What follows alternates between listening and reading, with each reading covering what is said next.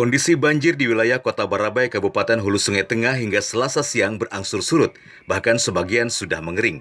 Namun bekas terjangan banjir bandang masih terlihat di sejumlah lokasi, diantaranya di Pasar Murakata dan Pasar Keramat Barabai.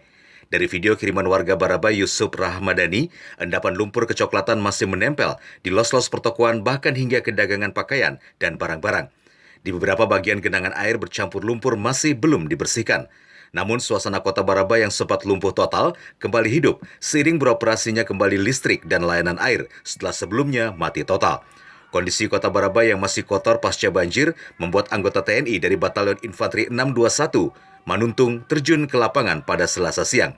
Satu tim satuan setingkat peleton atau SST dikerahkan untuk melakukan pembersihan di beberapa ruas Jalan Hasan Basri, Damanhuri, dan Jalan PM Nur. Di beberapa lokasi Pasar Murakata dan Pasar Keramat juga mulai dilakukan pembersihan, baik secara mandiri maupun institusi. Dari Barabai, Kabupaten Hulu Sungai Tengah, Kalsel 1net.